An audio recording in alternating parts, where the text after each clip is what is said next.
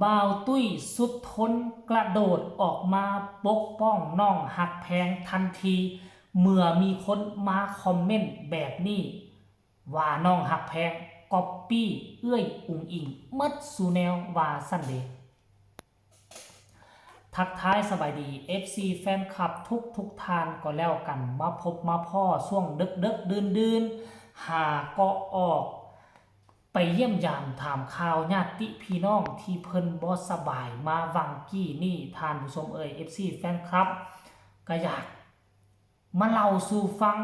เรื่องที่มันเกิดขึ้นอีกแล้วประเด็นแบบนี้ซึ่งสมัยก่อนมันเกิดขึ้นเป็นประจำกลายเป็นเรื่องปกติไปแล้วทุกวันนี้แต่ว่าเรื่องเรานี่โดนนานมาแล้วบ่ค่อยได้เห็นแบบนี้ต้องขอทักทายสบายดี FC ของน้องฮักแพงมดสุผู้สู่คนก็แล้วกันเนาะก็หวังว่าทุกคนก็คงจะได้เห็นแล้วแหละคอมเมนต์ตัวนี้นะท่านผู้ชมเนาะน้องหักแพงก่อนขึ้นเวทีแต่ละครั้งน้องก็จะก้มกราบบันไดกราบเวทียิบดินมาใส่หงใส่หัวคือกันกับศิลปินคนอื่นที่เขาเฮ็ดกันท่านผู้ชมเนาะคันชิวาตัวนี้เป็นลิขสิทธิ์ของเอ้ยอุ๋งอิงเพชรบ้านแพงมันก็บ่แม่นเอ้ยอุ๋งอิงเพชรบ้านแพงหาก็อายุจักปีหาก็เข้าวงการได้จักปีเฮาก็เข้าใจกันดีแล้วจะมาบอกว่าน้องฮักแพงก๊อปปี้อุ๋งอิงมันก็บ่แม่นสั้นแสดงว่าคนที่เข้าวงการกว่าหลายกว่าอุ๋งอิงแล้วอุ๋งอิงไปก้มกราบเวทีนั่นหมายความว่าอุ๋งอิงก็ก๊อปปี้คนอื่นมาคือกันเพราะแอนออรดีก็กราบเวทีแม้แต่กระทั่งเอ้ยลำไยไหทองคำก็กราบเวที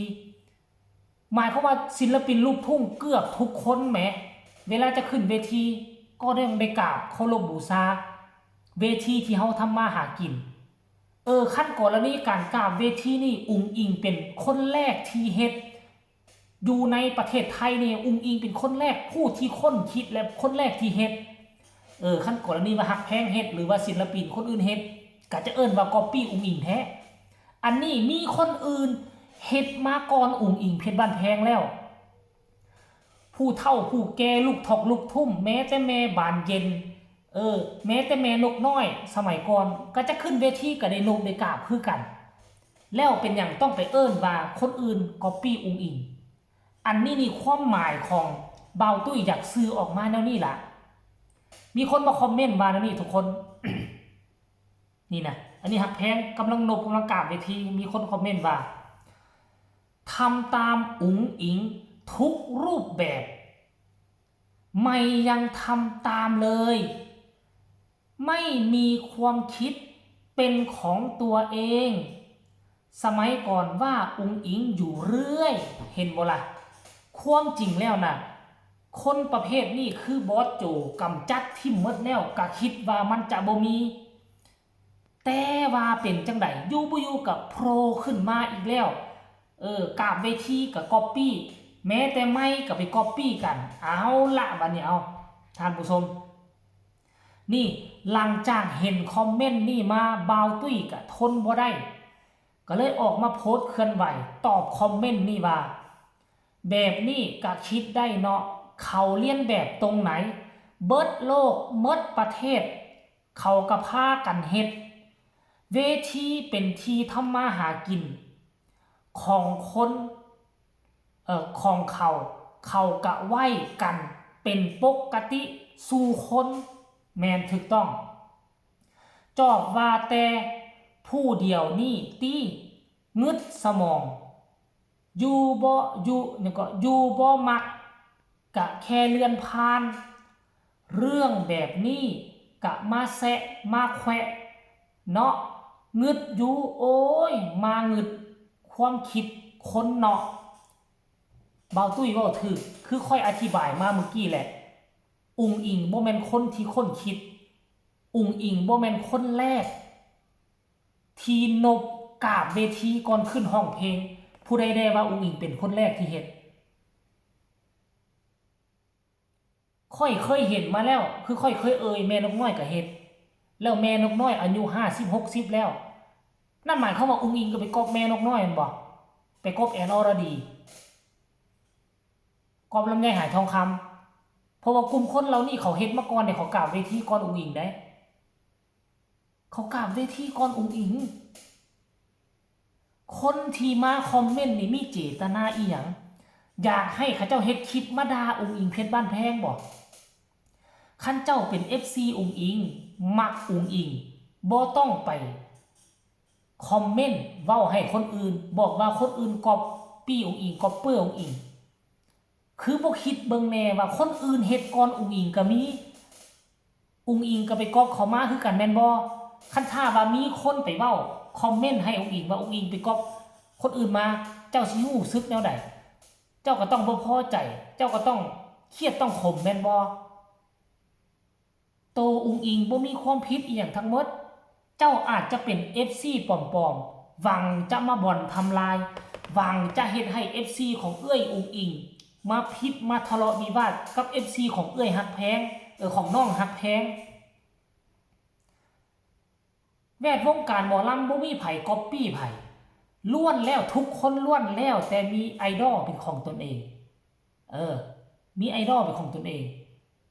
ฮักแพงก็มีองค์อิงเป็นไอดอลองค์อิงก็มีคนอื่นเป็นไอดอลไอดอลองค์อิงก็คือผู้ใดก็คืออดีตนางเอกของวงสาวน้อยนั่นเองเพิ่นชื่อว่าจังได๋ค่อยลืมละก้อยชาลินีในเมื่อเฮามีไอดอลของเฮาแล้วเฮาก็อยากฝันเป็นคือเขาในเมื่อความฝันเฮาอยากเป็นคือเขาเฮาก็ต้องมีบางสิ่งบางอย่างเฮาก็ต้องได้เอาจากเขามาปรับมาปรุงมาเปลี่ยนใส่เฮาคนคนหนึ่งจะอยู่ในวงการได้บ่แม่นว่าเจ้าสิค้นคิดทุกสิ่งทุกอย่างออกมาหมดเจ้าก็ย่อมได้เรียนรู้จากคนอื่นเรียนรู้เอาแบบคนอื่นมาผสมผสานกับแบบเฮามันปฏิเสธบ่ได้ว่าองค์อิงบ่เคยก๊อปปี้คนอื่นมันปฏิเสธบ่ได้เลยมันสิเก่งปานนั้นพุ่นว่าเกิดมาในชีวิตหนึ่งคนเฮานี่มันต้องได้ก๊อปปี้คนอื่นแน่บางสิ่งบางอย่างต้องได้เรียนรู้จากคนอื่นเนาะอันนี้คือมาคอมเมนต์แบบนี้ก็ถือว่าบ่สมมาพาควรเนาะจนเฮ็ดให้บ่าวตุ้ยก็เป็นผู้รักผู้ใหญ่เป็นยูทูบเบอร์ประจำวงสาวน้อยจำองค์กรสาวน้อยเพชรบ้านแพงมาหึงมานานสิ่งที่เราออกมากระโดดปกป้องนี่บ่แม่นว่าเราบ่ฮักองค์อิงเพชรบ้านแพงได้เราก็ฮักองค์อิงเพชรบ้านแพงตอนองค์อิงมาอยู่ใหม่ๆนี่เราก็ไปถ่ายคลิปองค์อิงตลอดถ่ายคลิปองค์อิงได้เราก็มีส่วนที่โฆษณาให้องค์อิงโด่งดังและช่องของเราก็มีส่วนที่องค์อิงเฮ็ดให้ช่องเราเติบโตแต่สิ่งที่เราออกมากระโดดปกป้องฮักแพงคือเราอยากมาสื่อให้เห็นว่าส่วนใดถูกส่วนใดผิดส่วนใดที่ควรจะคอมเมนต์ส่วนใดบ่ควรคอมเมนต์ต้องให้เข้าใจแนวนี้ท่านผู้ชม FC แฟนคลับ ก็ฝากฝังคลิปนี้เอาไว้ให้คลิปอีกคลิปนึงก็แล้วกันอย่าสู้ไปสร้างความปั่นป่วนให้เอื้อยกับน้องเขาทะเลาะวิวาทกันองค์อิงกับฮักแพงนี่นับถือกันเป็นเอื้อยเป็นน้องกันช่วยกันสร้างสรรค์ผลงานเพื่อให้วงสาวน้อยโด่งดังมีการมีงานหลายขึ้นกว่าเก่าบอสโจจะได้สบายสนับสนุนเอ้ยน้องเขาเฮ็ดแนวที่ดีไหมอันนี้มาคอมเมนต์แบบนี้ก็ซ้ำให้เขาพิษทะเลาะกันยังโชคดีที่องค์อิงกับฮักแพงบ่โง่ที่จะมาเกาะพิษที่จะมาหลงกลให้กับคนโง่ๆแบบนี้เอาคลิปนี้ก็ขอฝากฟังไผฟังเรามีความคิดความเห็นแนวใดส่งข่าวมาได้พ่อกันใหม่ในคลิปหน้ากันแล้วกันสบายดี